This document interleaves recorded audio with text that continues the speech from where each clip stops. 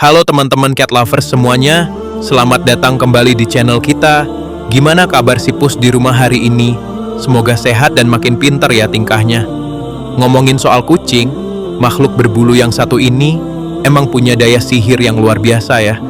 Baru pulang kerja atau sekolah, dalam keadaan capek, stres, begitu buka pintu dan lihat muka polos mereka, langsung hilang semua penat.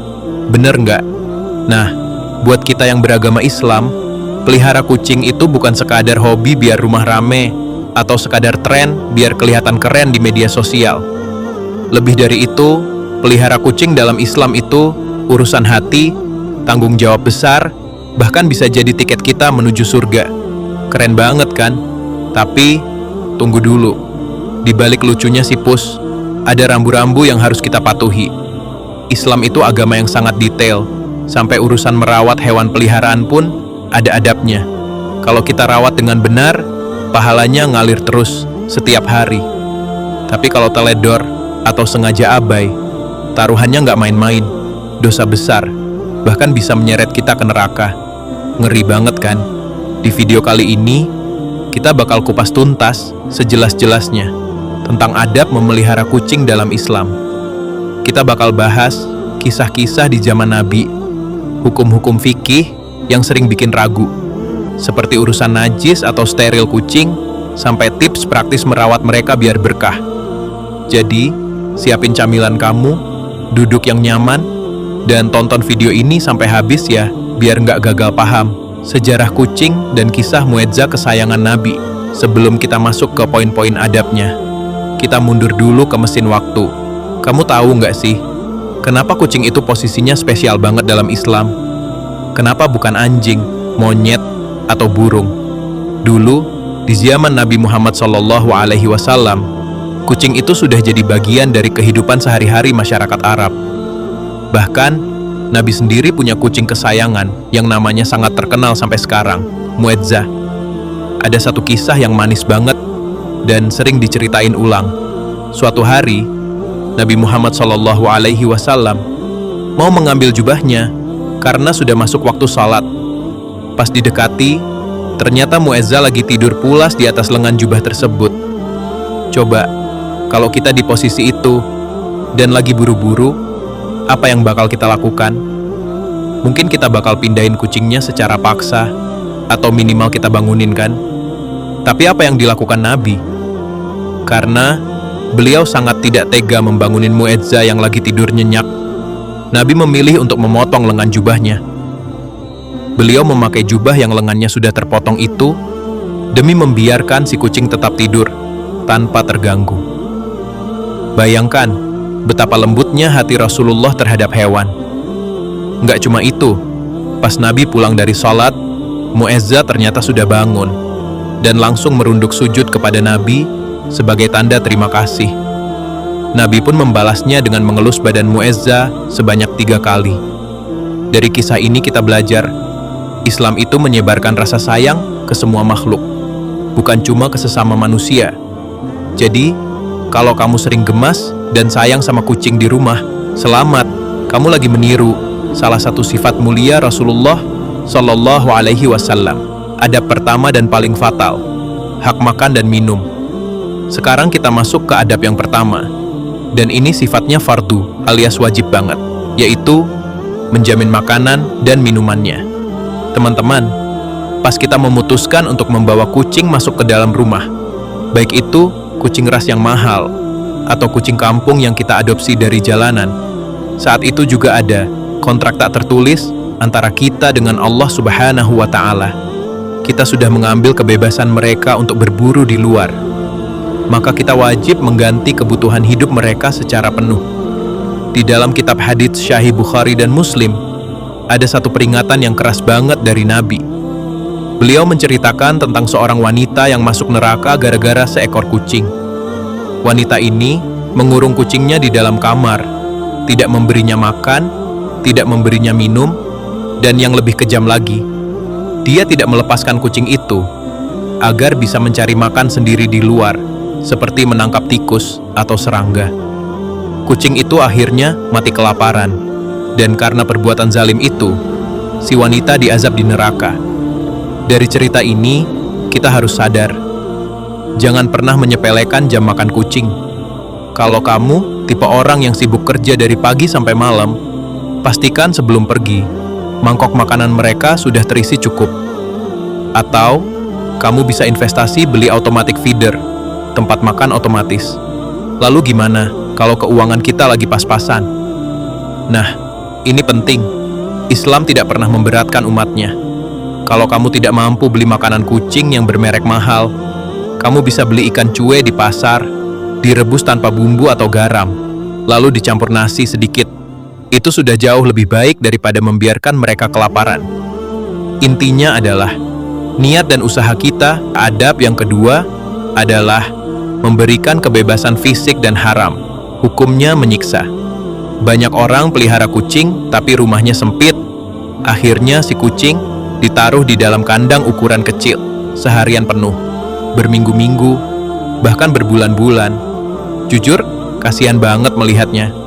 Kucing itu hewan yang punya naluri berjelajah, memanjat dan berlari.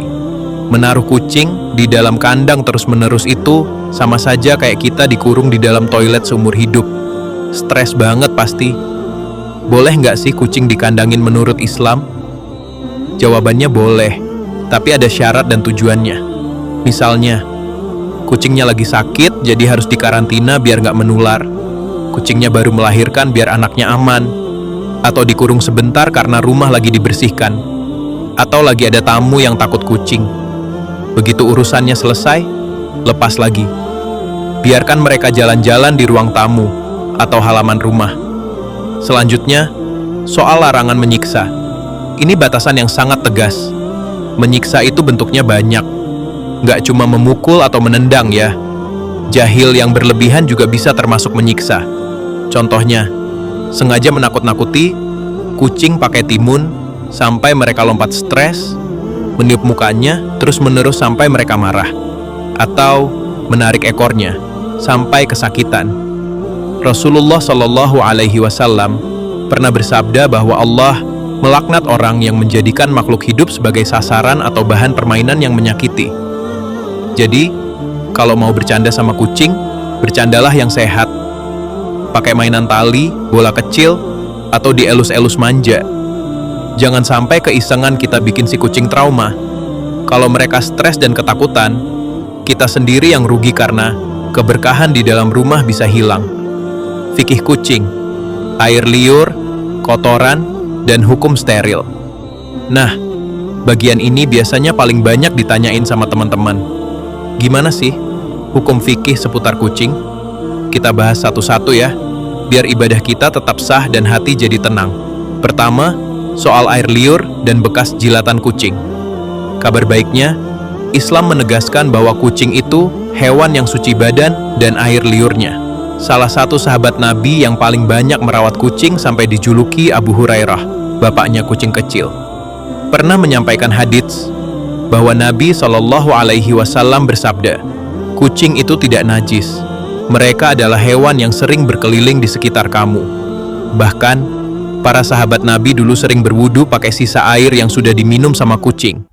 Jadi, kalau baju kamu dijilat kucing, atau kucing kamu sengaja minum dari gelas kamu, airnya tidak jadi najis, dan baju kamu tetap bisa dipakai buat salat. Longgar banget kan aturannya? Tapi, poin kedua yang harus diingat, kotorannya, pup dan pipisnya, tetap najis. Nah, ini yang sering jadi masalah di rumah. Walaupun badannya suci, kotoran dan air kencing kucing itu statusnya najis sedang, mutawasitah. Jadi, adab pelihara kucing yang nggak boleh lewat adalah menjaga kebersihan. Kita wajib menyediakan litter box, bak pasir, yang diisi pasir khusus. Dan kita sebagai pemilik harus rajin menyekop kotorannya minimal 2 kali sehari. Kalau si pus sengaja pipis sembarangan di karpet atau lantai, gimana caranya biar lantai bisa dipakai salat lagi? Caranya, bersihkan dulu wujud pipisnya sampai hilang bau, warna, dan rasanya. Setelah kering dan bersih fisiknya, baru siram atau seka pakai air bersih mengalir. Kalau cuma dilap pakai tisu basah tanpa disiram air, najisnya malah melebar kemana-mana. Poin ketiga, yang juga sering bikin bingung. Boleh nggak sih kucing disteril atau dikebiri? Mungkin kamu pernah dengar pendapat kalau steril itu dosa, karena mengubah ciptaan Allah atau memutus keturunan. Tapi, mari kita lihat dari sudut pandang ulama kontemporer dan kondisi zaman sekarang. Majelis Ulama Indonesia, MUI, dan banyak ulama raksasa menjelaskan bahwa mengebiri atau mensteril hewan peliharaan hukumnya diperbolehkan, mubah, dengan catatan ada maslahat atau manfaat yang jelas dan prosesnya tidak menyiksa si hewan. Harus dilakukan oleh dokter hewan profesional pakai bius. Apa manfaatnya? Banyak banget. Populasi kucing jalanan jadi terkontrol, jadi nggak banyak kucing telantar yang kelaparan. Buat kucing rumahan, steril bisa bikin mereka lebih tenang, nggak gampang stres, karena pengen kawin, mencegah mereka pipis sembarangan, marking di dalam rumah, dan menghindarkan mereka dari berbagai penyakit mematikan seperti kanker rahim atau infeksi kandung kemih. Jadi, kalau niat kamu steril kucing demi kesehatan dan kesejahteraan mereka, itu boleh banget dan tidak dosa. Teman-teman, setelah kita bahas semua adab dan tanggung jawab tadi, mungkin ada yang mikir, wah, ternyata ribet juga ya pelihara kucing. Harus keluar uang buat makan, repot bersihin pup, belum lagi kalau sakit. Iya, sekilas kelihatan repot. Tapi percaya deh, kebaikan yang bakal kamu dapatkan itu jauh lebih besar daripada kerepotan yang kamu rasakan. Pelihara kucing dengan tulus itu bisa mendatangkan banyak keajaiban di hidup kita.